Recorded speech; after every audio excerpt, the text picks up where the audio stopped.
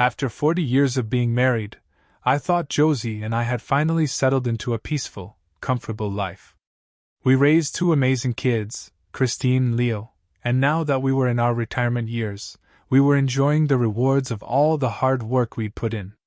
I had some health problems, mostly with my heart, but I kept active by playing golf regularly. Josie, always energetic, kept our home running smoothly. Despite all the ups and downs we'd been through, I believed everything was going well. Or so I thought. Something started to shift. Josie, who used to be content with the slower pace we'd settled into, began wanting more. At first, I didn't catch on. I figured we'd both adjusted to my health issues, and that she was just as happy as I was with how things were going. But it turns out, I was wrong.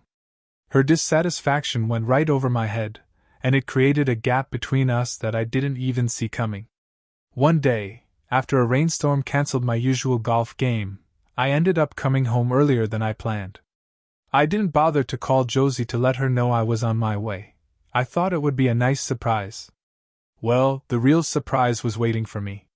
When I walked into the house, there she was, standing in the living room in this pink silk robe, and next to her was a much younger guy. I froze right where I stood, trying to wrap my mind around what I was seeing. Josie, who still looked incredible at 59, was laughing with this man who couldn't have been older than 30. It hit me like a ton of bricks. Josie came over, trying to give me a kiss hello, but I stepped back, disgusted. "Have you lost your mind, Josie?" I asked her, barely holding back my anger. "I'd rather not know where your mouth's been, but I can take a guess." She looked shocked for a moment, and quickly introduced the man beside her. His name was Luke. Tall, muscular, and clearly better looking than me. He had the nerve to put his hand on my shoulder like we were pals. "Nice to meet you," he said, flashing a cocky grin. "Josie's told me all about you." I couldn't believe it. Here was this guy, young enough to be my son, standing in my house, acting like I was the one who was out of line. I clenched my fists, but kept my cool. "Luke, get out of my house. And if I ever see you here again, I won't hesitate to do something about it." His grin disappeared, and he quickly left. But Josie? She didn't seem too bothered. She just followed me into our bedroom like nothing happened, as if I had overreacted. "That was rude," she said, crossing her arms. "Rude?" I snapped back. "I walk in on you with some guy you're obviously sleeping with, and I'm the rude one." She softened her tone and reached out to touch my shoulder, but I stepped away. "I'm sorry, Ray," she said. "What we had was nice, but it's not enough for me anymore." "Enough?" I shot back. "You could have talked to me about it. Where did you even meet this guy?" "He's a friend of Marjorie's. She wasn't interested in him, so she gave me his number." "He's using you, Josie. Don't you see that?" "Maybe," she admitted. "But I'm using him too, so what's the difference?" I couldn't believe what I was hearing. "How long has this been going on?" "A few months," she answered calmly. "He comes over when you're at golf. It doesn't affect you, Ray. You get your time, and I get mine." I just stood there, stunned, realizing why she'd started changing the sheets every Saturday. Anger boiled up inside me. "I'm done with this. I'll quit golf if that's what it takes. Ray, be smart. You need your golf. This arrangement works for both of us. Maybe for you, Josie. But not for me." And with that, I walked away, knowing that our marriage would never be the same again. The next day was the 4th of July, a holiday we always celebrated with the family. I had to put my anger aside because everyone was coming over. I fired up the grill, preparing marinated chicken, burgers, and hot dogs like I always did for the kids. Friends and family gathered around just like usual, and on the surface, everything seemed normal. Josie was all smiles, laughing and chatting with everyone as if nothing had happened. I couldn't understand how she could act so carefree, knowing what she was doing behind my back. The thought crossed my mind, maybe I should try to forgive her, for the sake of all our years together. But deep down, I knew it wasn't that simple. As the day wound down and most of the guests left, I excused myself for a nap. I'd been up early getting things ready, and I just needed some time to clear my head before the evening fireworks. When I woke up, the house was quiet, at least for a while. As I walked into the living room, I sensed something was off.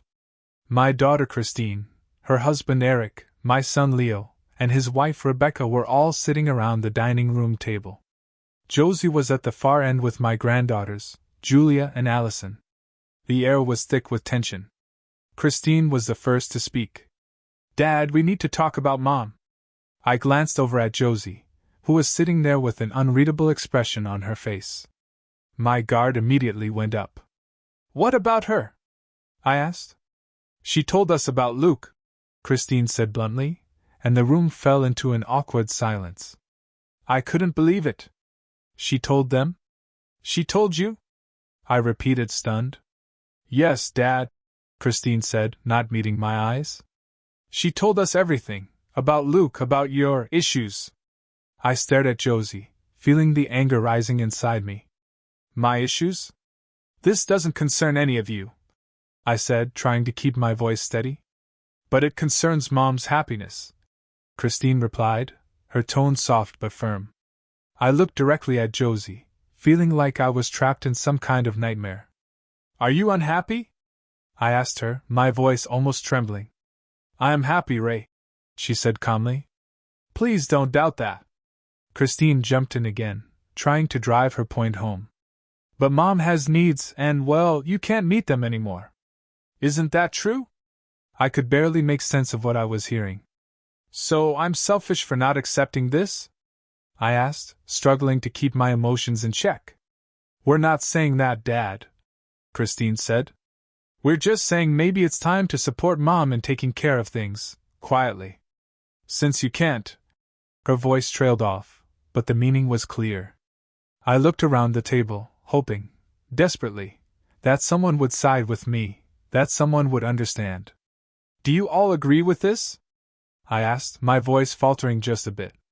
The silence that followed was worse than anything they could have said. Leo was the first to break it. "It'll help Mom," he muttered, not even meeting my eyes. Eric was next. "I don't see it being a big problem," he said casually, like we were discussing some minor inconvenience, not my marriage. I turned to Rebecca, who had been sitting there quietly the whole time. "Rebecca? What about you?" She hesitated, clearly uncomfortable. "Well, as long as she's discreet," she said softly, as if that somehow made it better. That was it. My own family was telling me to accept my wife's affair, to just go along with it. I felt like I was crumbling inside, like the weight of it all was pressing down on me. I glanced over at my granddaughters, hoping maybe, just maybe, they would see things differently. "What about you girls?" I asked, my voice pleading. Julia, the older one, shifted uncomfortably in her seat before finally speaking. "Grandpa, we really shouldn't be involved," she said carefully. "You're almost adults," I replied, desperate for some connection, for someone to understand. "I'm sure you have opinions." Julia and Allison exchanged a quick, nervous glance before Julia spoke again. "A lot of our friends are fine with their partners seeing other people. It's just sex, Grandpa." Her words hit me harder than I could have imagined. I had braced myself for this kind of thing from Josie, maybe even from the others. But hearing it from my granddaughter, that was too much. My heart sank. My family, united in their support for Josie's betrayal, left me feeling more alone than I ever had. That's when I realized I couldn't fight this anymore. "That's it, Josephine. Majority rules. You get what you want," I said quietly, though my insides were screaming.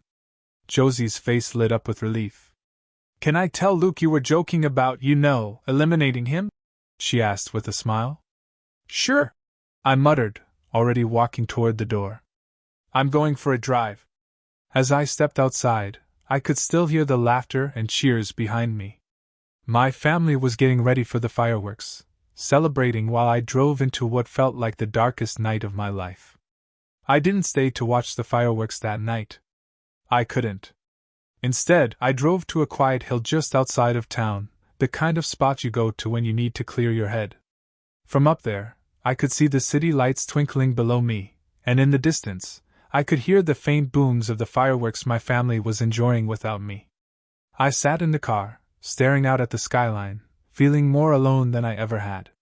The betrayal cut deep, far deeper than I could have imagined. It wasn't just Josie's affair with Luke, though that was painful enough.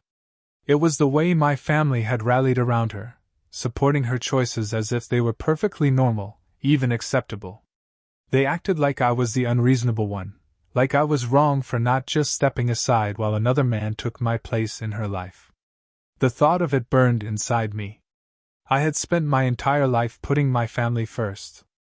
I worked hard, made sacrifices, and did everything I could to give them a good life. And now, here I was in my retirement, being cast aside like I didn't matter anymore. It was as if all those years of loyalty and dedication meant nothing. When I finally returned home, it was late, well past midnight. The house was dark and quiet, except for Christine's car still parked in the driveway. I wasn't surprised. She was always the one who thought she could play the peacemaker.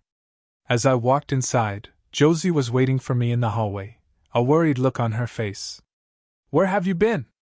"I was worried," she said softly, as if she hadn't spent the night celebrating while her lover was on her mind. "I was out," I replied coldly, walking past her without another word. Christine was sitting on the sofa, watching me closely. "Dad, why didn't you answer your phone?" she asked, like I owed them an explanation. "I turned it off," I said, not bothering to hide the bitterness in my voice. "And I didn't come home because I didn't want to be here when your mom's friend was around." Josie flinched at that, but she tried to stay calm. "Everything was cleaned up long before you got back, Ray," she said. "There was no reason for you to stay out all day." "I told you before, Josie," I said, turning to face her, my voice firm. "I won't be here when he is. Not ever." With that, I headed to the bedroom, expecting one of them to follow. But no one did. I shut the door and sat on the edge of the bed, my mind racing. I knew that Josie didn't see this affair the way I did. To her, it wasn't anything worth ending our marriage over. She believed that we could just keep living like this, that I'd eventually accept it, move on, and things would settle back into place. But that wasn't possible for me. I couldn't just accept being replaced, even if it was only for a few hours each week. It didn't matter if she still claimed to love me. Love didn't work like that, not after 40 years of marriage.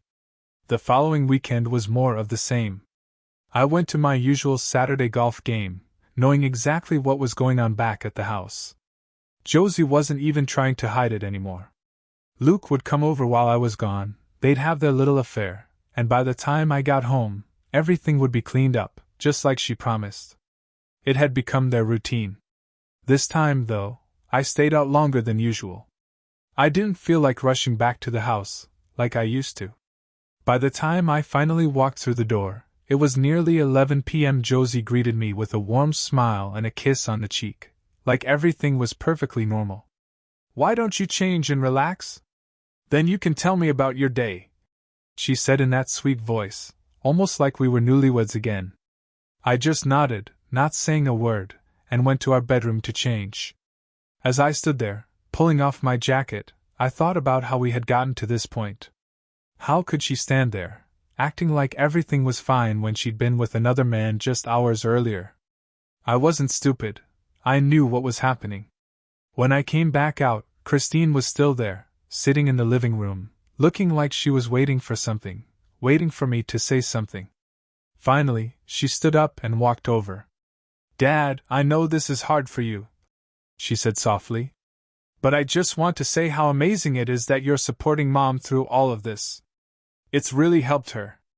I stared at her, shocked. "Supporting her?" I asked, almost laughing in disbelief. "You think I'm letting this happen?" Christine looked confused. "Well, yeah. I mean, you're not stopping it, so that must mean you're okay with it, right?" That was it. The weight of everything hit me all at once. They thought I'd accepted this, that I'd just given my blessing to Josie's affair like it was no big deal. I felt like the air had been sucked out of the room. They truly believed I was okay with it. I looked at Christine, my voice heavy with resignation. Christine, this is the last time we're talking about this. The last? I said firmly. She blinked, taken aback by the sudden change in my tone. Of course, Dad, she said quietly. I didn't mean to upset you. I'll tell everyone.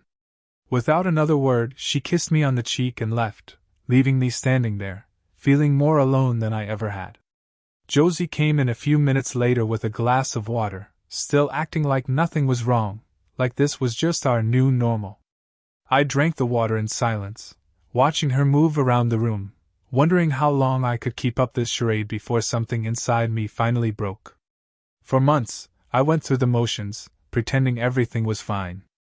Josie kept seeing Luke, and I kept my routine of golfing on Saturdays and filling my time with distractions, movies, books, trying out new hobbies. At home, Josie and I kept up appearances, eating dinner together, having light conversations, but it was all surface level. The warmth was gone. We weren't close anymore, not like we used to be. I could feel it slipping away, the connection, the love that had kept us together for more than 4 decades. Josie either didn't notice, or she just didn't care anymore. She thought that because I wasn't making a scene, I was fine with it. We never talked about Luke, and I didn't bring him up, but the weight of his presence was always there, hanging between us. As Thanksgiving approached, I had some hope that maybe the holiday would give us a chance to have a normal day together as a family, without any of the drama. For once, I was looking forward to the idea of everyone being together under one roof, pretending things were the way they used to be. But I should have known better. I was sitting in my recliner, reading the paper, when Christine's voice rang out from the front of the house. Mom! Luke's here! She called.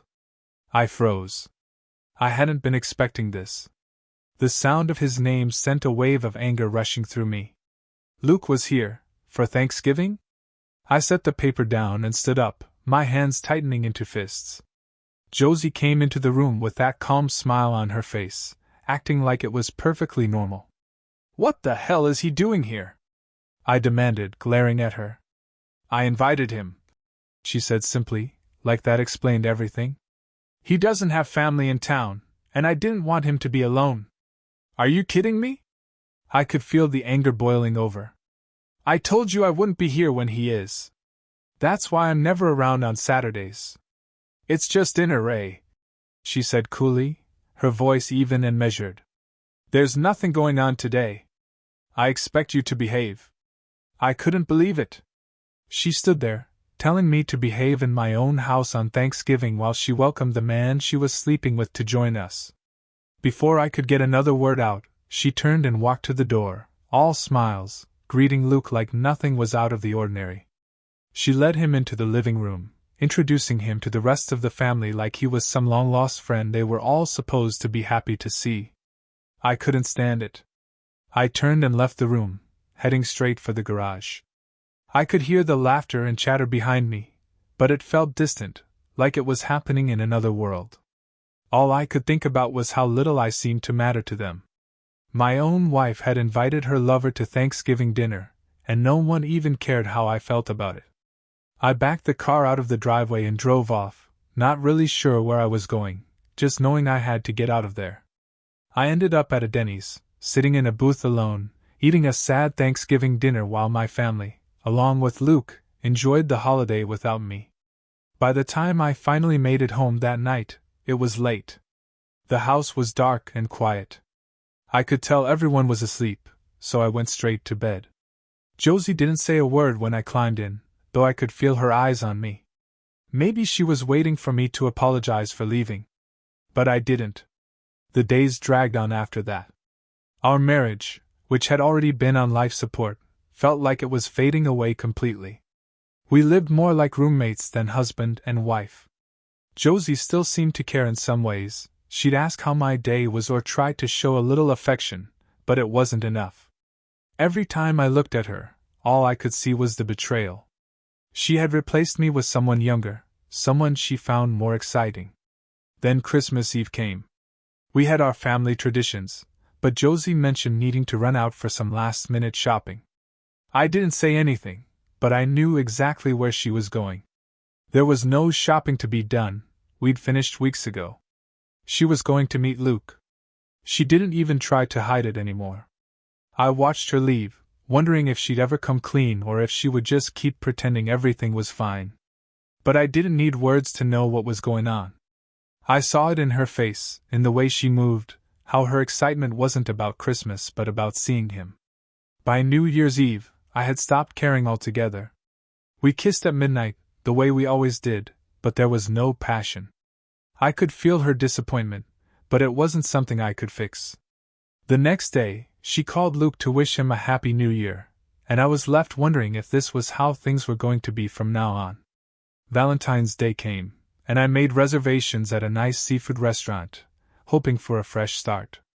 Josie seemed excited, like she thought we might rekindle something. But I had my doubts. I left work early and parked at the end of our street, watching the house. It didn't take long. Luke's car pulled up a few houses down, like it always did. Josie let him in, and they disappeared inside together. I didn't need to follow to know what was happening. It was their private Valentine's celebration, and I was just an afterthought. By the time we sat down for dinner that night, any hope I had of rekindling our relationship was gone. Josie tried to act like everything was fine, but I couldn't bring myself to care anymore. Easter came and went in much the same way. The family gathered at the house, we hid plastic eggs for the grandkids, and everyone laughed together as if nothing had changed. I played my part, pretending to be present, but the truth was, I had checked out long before. Josie didn't invite Luke this time. Maybe she learned her lesson from the Thanksgiving disaster, but I knew she was still seeing him. She just kept it quieter, making sure not to rub it in my face during family events. As the day wound down, I excused myself, claiming I was tired. That much was true, but it wasn't just physical exhaustion. I was drained emotionally, worn out by pretending everything was okay when it clearly wasn't. I opened the window in the bedroom, letting in the cool spring air, and that's when I overheard Josie and Christine talking outside. "So, how's Luke doing?" Christine asked, her voice low but not low enough that I couldn't hear. "Sure, not so loud," Josie hissed. "I don't want your father to hear." Okay, Christine said, her voice dropping a bit. "I just can't believe my mom has a boyfriend who's 10 years younger than me." Josie chuckled. "He's not my boyfriend, Christine. He's just, Mom, you sleep with him 2 or 3 times a week, and you go out to dinner with him. He's your boyfriend whether you want to call him that or not." There was a pause, and then I heard Josie sigh. "Fine. Okay, fine. He's my boyfriend," Josie finally admitted, her voice barely above a whisper. "But I just want to be considerate of your father's feelings. Mom, I love Dad, but let's face it, he's old, and you're still young. You deserve to be happy." Josie seemed to bristle a bit. "He's only 5 years older than me," she said defensively. "In actual years, sure," Christine replied. "But you're active, and he can barely get through the day without a nap. You deserve more." Josie paused. "Does everyone else feel this way?" she asked quietly. "Leo and Eric think it's fine," Christine continued. "They agree you should be happy, since Dad can't, anymore. Rebecca's the only one who thinks it's wrong. But even she won't say anything because she doesn't want to hurt Dad. What Dad doesn't know won't hurt him," Josie finished, her voice heavy with finality. Lying there, listening to that conversation, was the final nail in the coffin for me. I had long suspected that my family knew about Josie's affair, maybe even supported it. But hearing it confirmed like that, so casually, shattered something inside me. My wife, my children, my son-in-law, they had all abandoned me. Just as Josie had. From that moment I knew I couldn't stay. I'd held back before, thinking maybe I could salvage what was left of my marriage, of my family. But now, it was clear. There was nothing left to save. The love that had kept me hanging on through all of this, it was gone. I was done. Mother's Day came, and, as usual, the kids took Josie out to brunch at some fancy restaurant. I hadn't gone to Mother's Day in years, just like Josie never bothered with Father's Day. It was just how things were. But something told me this year would be different. I drove to the restaurant after they'd left, hoping I was wrong. As soon as I pulled into the parking lot, I saw it, Luke's car, tucked away in a corner spot. He had been invited. Maybe Josie or Christine had asked him to join them, knowing I wouldn't be there. They'd made him part of the family, just like that. The anger I felt was overwhelming, but I didn't act on it. Instead, I drove home, grabbed my golf clubs, and headed to the local course. I spent hours hitting ball after ball, trying to burn off the rage. By the time I got home, I was exhausted, but the anger still simmered beneath the surface. Josie greeted me like nothing had happened, but I barely responded. I wasn't going to confront her. Not yet. I had other plans. The next few months passed in a blur. Josie continued her affair, and I went through the motions of our so-called marriage. I stopped caring what she did or when she saw Luke. All I could focus on was my own future, on what I'd do when I finally walked away. The final straw came on the 4th of July, exactly 1 year after I'd discovered Josie's affair. The family gathered for our usual barbecue, and I made sure to play the role of the tired old man they all expected me to be. By the time the fireworks started, I pretended I was too worn out to join them. I knew Josie was planning something. She'd asked me multiple times if I was sure I didn't want to come, and I could tell she was hoping I'd say yes, so she could sneak Luke into the celebration again. After they left, I watched from the window as Josie drove off with Christine and the grandkids.